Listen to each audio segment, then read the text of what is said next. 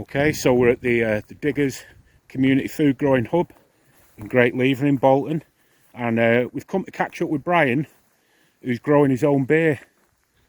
So, how we doing, Bri? We're alright, This is the barley. What we are, towards the end of May now, 20th, something like that. Really come on, hasn't it, since we last? Yeah, I mean, like we were saying last time, these ones, I've planted them too densely, but it does mean there's no weeding. All I'm doing is going through looking for bindweed, and hardly anything. Well, you know, you're having to search for a little bit of something. So that's really good then. Is that because of the density of how they're growing that it's stopping weeds coming through? It's just literally out-competing everything. The only problem might be later in the year, they'll be out-competing each other. Yeah. They'll get a bit leggy, and then if there's a storm, they might just end up going flat. They call it lodging. Right. What sort of height can we expect off these, Bri? Oh, this is a modern commercial variety, so we're probably talking about that big. Bloody hell. When they finally go to seed. And have you had to feed these with anything, or are you just using what's in the soil? Yeah, just using what's in the soil. Look how bloody healthy they are. You don't actually want too much nitrogen. Right. Because we're aiming for a malting barley. Yeah. You want to keep the nitrogen low so that you don't get as much protein in the actual seed. Yeah. If you've got a lot of protein, it means you get a very hazy beer, and sometimes it can make off flavours. Right. This is all what I've been told. I've not got there yet, but this is all what I'm just working off hearsay at the moment. So are you quite pleased with how it's going so far then, this? I couldn't be happier, really. It looks amazing, mate, to be honest. Yeah, it's really easy so far. These two were planted later. I think this one was about 2 weeks behind those two, and that one was another week behind that.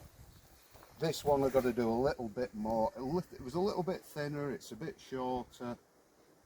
So there's a bit of weeding to be done in that, and a little bit more in that one. Yeah.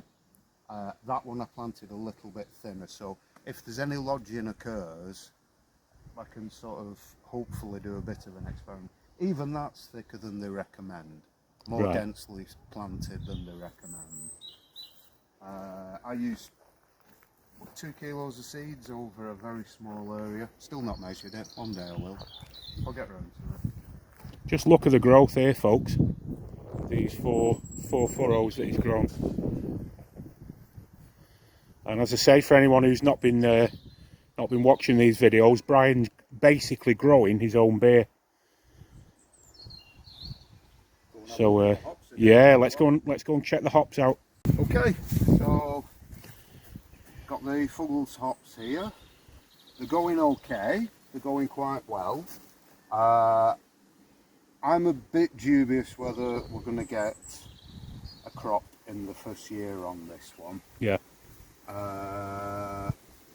Because it's a bit like that, and I'm not so sure that they took a bit of a battering in the delivery. I am going to cut back some of these, so we're just going to run with 3. Concentrate all in the 3. Yeah. These have grit nicely. You just leave them to it. You wrap them round clockwise. Right. Because that's the way they like it. That's the way they automatically grow. So, where did you get this rhizome from, Bri? Is it? I got this one from Victoriana Nursery online. Basically, online's, just have a look. See, there's so many options. They're all very similar. You pay a great deal for it, or? Yeah, about a 10 or something like that. That's not expensive, is it, for something that's going to potentially last decades? That's it. And use that Koya, or I don't know the pronunciation of it, but that it's like coconut husk milk, husk rope. Oh yeah. So when it comes to cutting it back, you can cut the whole thing back, pull it down, pick off all the heads, and then the rest can just be composted, the rope and all. You don't have to spend ages untwining it all. Brilliant. So let's just have a closer peek at this. There's the old coir rope there. One thing they recommend is once you've got a growth going, is to take the bottom leaves off. Yeah. To prevent any ground-borne pests, aphids. Yeah, that makes sense, doesn't it? So if you take the first few leaves off, gives it a chance then. But yeah, it's doing okay, but it's not rant away. It's not like the barley. Yeah. Out of everything. Right. Well, once again, Brian, thanks for your time, mate, and we'll catch up with you in probably 4 or 5 weeks when there's more to report. Yeah, sorted. Thanks for watching, everybody, and bye from me, and